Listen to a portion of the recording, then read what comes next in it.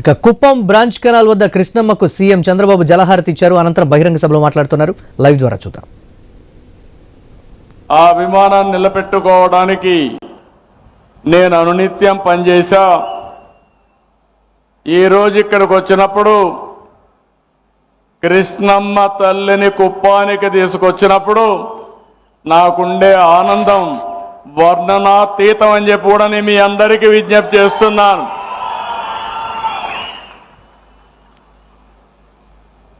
ఇది ఒక గొప్ప సంకల్పం నేడు నిజమైంది. అసాధారణమైన విషయం ఇది. 738 కిలోమీటర్లు మల్యాలలో ప్రారంభమైతే ఈరోజు కుప్పం పరమ సముద్రంలో నీళ్లు తీసుకొచ్చాం. 27 లిఫ్ట్ ఇరిగేషన్లు పెట్టి ఎక్కడికక్కడ ఇప్పుడే మినిస్టర్ గారు చెప్పారు 730 అడుగులు పైకి లిఫ్ట్ చేశాం, మీటర్లు లిఫ్ట్ చేశాం. అక్కడి నుంచి ఇంకొక పక్కన ఎక్కడికక్కడ సొరంగాలు కూడా తవ్వి అక్కడి నుంచి నీళ్లు తీసుకొచ్చాం.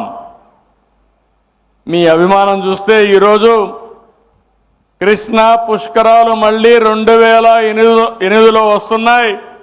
కుప్పానికి మాత్రం 2 సంవత్సరాల కంటే ముందే కృష్ణా పుష్కరాలు ఇక్కడికి వచ్చాయి. ఇప్పుడే మనం ఎప్పుడు కూడా మాట్లాడుకుంటాం, ఎప్పుడైనా కానీ నీళ్ల కోసం ప్రయత్నం చేసి భగీరథుడిని ఒకసారి తలుచుకుని భగీరథ ప్రయత్నం చేశామని చెప్పుకుంటాం. ఈరోజు మీరు కాటన్ దొర, ఆయన మనవాడు కాదు. ఆ రోజుట్లోనే బ్రిటిష్ పాలన ఆయన పరిపాలించడానికి వచ్చాడు. బ్రిటిష్ అనగానే మనందరం వీళ్ళంతా కూడా రాష్ట్రాన్ని దేశాన్ని దోచుకున్నారని చెప్పి అనుకుంటాం. వాళ్ళల్లో కూడా కొంతమంది మంచోళ్ళు ఉంటారు. గోదావరి నది ఉంది, నదిలో నీళ్లు పోతున్నాయి, వరదలు వస్తున్నాయి. ఆ నీళ్లు మాత్రం ఉపయోగించుకోవడానికి వీలు లేదు. ఆ రోజు ఇన్ని టెక్నాలజీలు లేవు. ఆ రోజు ఒకటే ఆలోచించాడు, గుర్రం మీద తిరిగాడు, చాలా ప్రాంతాలు పరిశీలించాడు. ఇక్కడ ఆయన ఒకటి అనుకుంటే మళ్ళీ బ్రిటిష్ పార్లమెంట్లో దానికి ఆమోదం చెప్పాలి. కొన్ని సంవత్సరాలు రాకపోతే విశ్వ ప్రయత్నాలు చేసి కడాన మీరందరూ ఆలోచిస్తే ఒక్క ధవళేశ్వరం కట్టాడు. అదే సమయంలో కృష్ణా నది పైన ప్రకాశం బ్యారేజ్ కట్టాడు. అప్పుడు అక్కడ ఉండే ఆనకట్ట కట్టాడు. దానితో ఆ జిల్లాల యొక్క పరిస్థితి మారిపోయింది. దేశానికే అన్నదాతగా కృష్ణా గోదావరి రైతాంగం తయారయ్యారంటే అది ఒక మహనీయుడి యొక్క కళ అని చెప్పి కూడా నేను మీకు తెలియజేస్తున్నా. ఈరోజు గోదావరి జిల్లాలకు పోతే ఎక్కడ పోయినా కాటన్ ద్వారా విగ్రహాలు ఉంటాయి. ఇప్పుడు కూడా ఆరాధిస్తారు. అక్కడ ప్రజలకు నీటి విలువ తెలుసు. అందుకే కాటన్ దొరని ఇప్పుడు కూడా గుర్తుపెట్టుకుంటారంటే దశాబ్దాలు గడిచాయి. అయినా కూడా దశాబ్దాలే కాదు శతాబ్దాలు కూడా గడిచాయి. అయినా కూడా గుర్తుపెట్టుకునే పరిస్థితికి వచ్చారు. ఈరోజు నాకు అనిపిస్తుంది మన నాయకుడు ఎన్టీ రామారావు గారు ముఖ్యమంత్రిగా ఉన్నప్పుడు కృష్ణా జలాలు సముద్రం లేకపోతా ఉంటే ఆ సముద్రం లేకపోయే నీళ్లు మిగులు జలాలు ఈ రాయలసీమకు తీసుకురావాలని సంకల్పం చేసిన ఏకైక నాయకుడు నందమూరి తారక రామారావు గారు. సంకల్పం చేశారు. కానీ ఆ రోజు పరిస్థితులు అనుకూలించలేదు. కొన్ని ప్రాజెక్టులు పూర్తి చేయగలిగాం. ఇప్పుడే కొంతమంది మిత్రులు మాట్లాడారు. రాయలసీమ, రాయలసీమ, ఒకప్పుడు రత్నాల సీమ, తర్వాత రాళ్ల సీమ, ఎడారిగా మారిపోయే పరిస్థితి నేను ముఖ్యమంత్రి అయిన తర్వాత చూశాను. ఎప్పుడో కాదు, 25 ఏళ్లకు మునుపు. రాయలసీమలో కరువు వస్తే, నీళ్లు లేకపోతే పశువుల కోసం రైల్లో నీళ్లు తెప్పించి పశువులను కాపాడుకున్న రోజులు. పంటేస్తే 10 సంవత్సరాలు పంటేస్తే వేరుశనగ పంట 1-2 సంవత్సరాలు వచ్చి 8 సంవత్సరాలు విత్తనాలకు పెట్టిన డబ్బులు కూడా వచ్చేటివి కాదు. అప్పుడు నాకు అనిపించింది ఏంటి దౌర్భాగ్యం అని. అందుకే 1999లో హంద్రీ నీవాకు నేనే ఫౌండేషన్ వేశాను, నేనే ఆ రోజు ప్రారంభించాను. 2025కి పరమ సముద్రానికి నీళ్లొచ్చాయి. శ్రీశైలం మల్లన్న, ఇక్కడ కుప్పం మల్లన్న, కంగుంది మల్లన్న దగ్గరికి నీళ్లు తీసుకొచ్చాం. గంగమ్మ తల్లి ఆశీర్వదించింది, కృష్ణమ్మ తల్లిని కుప్పానికి తీసుకొచ్చిందని చెప్పి కూడా నేను మీకు తెలియజేస్తున్నా. నేను ఎప్పుడో ఒకటే ఆలోచిస్తాను, ఈ పరమ సముద్రం చూస్తే, ఆ నీటి పరవళ్ళు చూస్తే నా మనసు పొంగిపోయింది. మా వాళ్ళు అన్నారు సెక్యూరిటీ మీరు దిగొద్దనంటే, కాదు ఇలాంటి ఆనంద సమయంలో ఒకసారి తిరగాలని పడవలో కూడా ఒకసారి తిరిగి మీ ఆనందంలో భాగం పంచుకున్నాను. ఇది సాధ్యమా అంటే చాలా మంది అసాధ్యం అనుకున్నారు. నేను ఎప్పుడు కూడా నా జీవితంలో ఒకటే ఆలోచిస్తాను. ఈ సందర్భంగా ఒక విషయం మీకు చెప్పాలి. నేను నిద్ర లేచినప్పుడు కానీ ఎప్పుడు కష్టం వచ్చినా మా ఇంటి వెలవేల్పు వెంకటేశ్వర స్వామి, ఏ పని కావాలన్నా ఒక్క నిమిషం ఆయన మీద భారం వేసి ఇంకా ముందుకు పోతాను. బుల్లెట్ మారిగా దూసుకుపోవడం తప్ప ఎని తిరిగి చూడడం నాకు తెలియదు. సంకల్పం పవిత్రమైనది. పవిత్రమైన సంకల్పం ఎప్పుడూ బలమైంది. కొన్నిసార్లు కొన్ని ఇబ్బందులు వస్తాయి, కానీ ఆ ఇబ్బందుల్ని అధిగమించితే తప్పకుండా జయప్రదం అవుతుంది.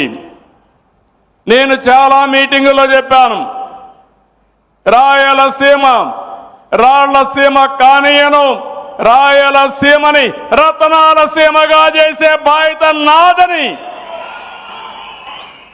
చాలా స్పష్టంగా హామీ ఇచ్చా. నేను అవన్నీ హామీ ఇస్తే నేను చాలా ప్రయత్నాలు కూడా చేశాను. మీరు ఆ విషయం కూడా గుర్తుపెట్టుకోవాల్సిన అవసరం ఉంది. ఈరోజు ఈ ప్రాజెక్ట్ ఉంది. తెలుగుదేశం పార్టీ 14-19లో 12,500 కోట్ల రూపాయలు రాయలసీమ ప్రాజెక్టు కోసం ఖర్చు పెట్టాం.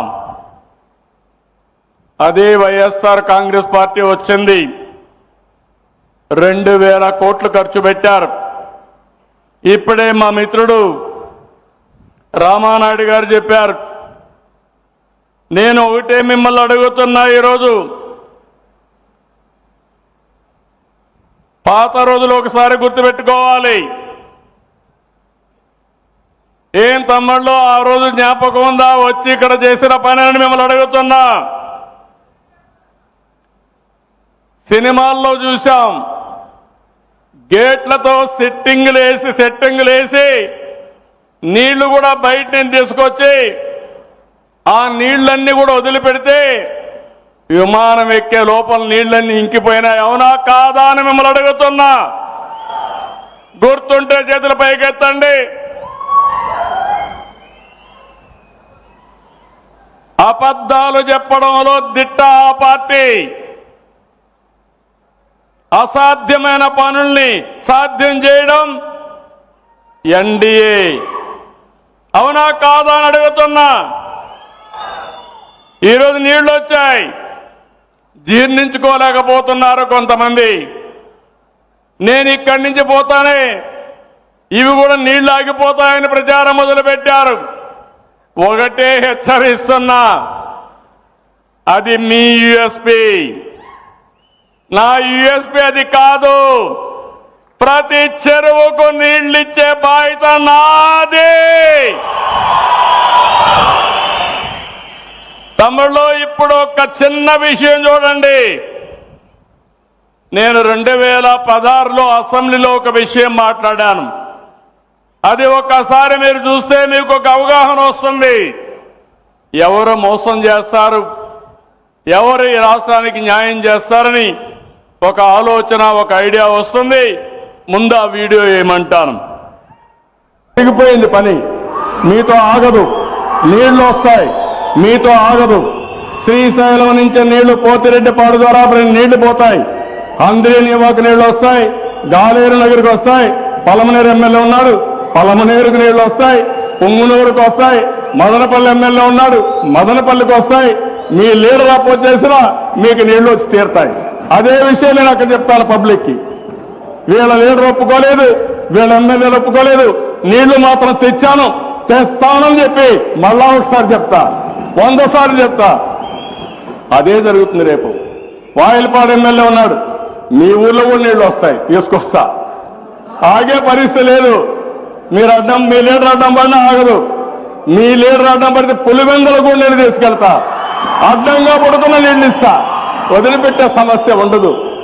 అది గుర్తుపెట్టుకోండి. మీరు అంత ఈజీగా తీసుకోవద్దండి ప్రజా జీవితాన్ని.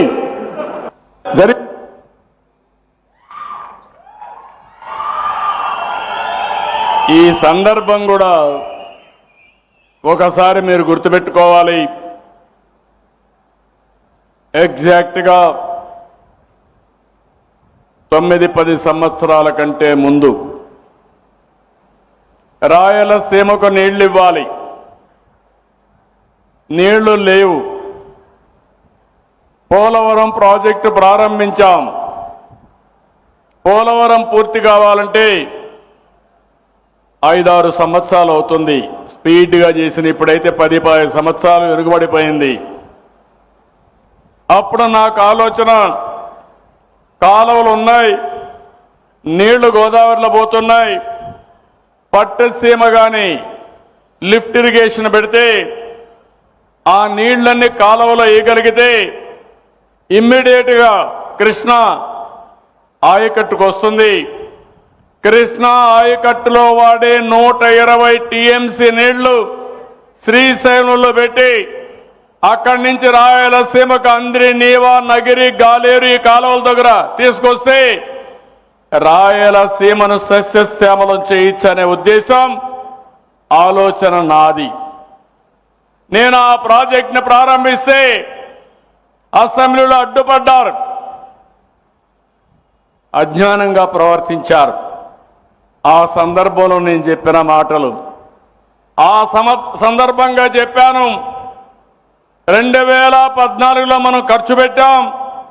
19లో ఉండుంటే 80% కుప్పం పనులన్నీ పూర్తయినాయి. 20% పూర్తి చేయలేక మళ్ళీ 6 సంవత్సరాలైంది. ఈరోజు 100 రోజుల కార్యక్రమం ఇచ్చాను.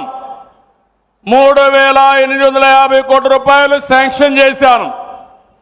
3,850 క్యూసెక్స్ నీళ్లు తీసుకొచ్చి పరమ సముద్రం ఈరోజు ఒక నిజమైన సముద్రం మారి కనపడుతుందంటే అది మనం చేసిన పని. నిన్ననే చెప్పాను, పలమనేరు, కుప్పం ఈ 2 నియోజకవర్గాల్లో దగ్గర దగ్గర 110 చెరువులకు నీళ్లు ఇచ్చే అవకాశం ఉంది. నేను ఇచ్చిన ఆదేశాలు, కుప్పంలో 520 చెరువులున్నాయి, గొలుసు కట్టు చెరువులున్నాయి, పాలార్లో చెక్ డ్యాముల ద్వారా నీళ్లు ఇచ్చే అవకాశం ఉంది. కొన్ని దూరంగా ఉంటే చిన్న చిన్న పైపులు వేసుకోగలిగితే అవి కూడా చెరువులకు నీళ్లు ఇచ్చే పరిస్థితి వస్తుంది. నేను చాలాసార్లు చెప్పాను, నీటి విలువ తెలిసిన పార్టీ తెలుగుదేశం పార్టీ. నీటి విలువ తెలిసిన విజయవాడలో సంచార జాతులు సంస్కృతి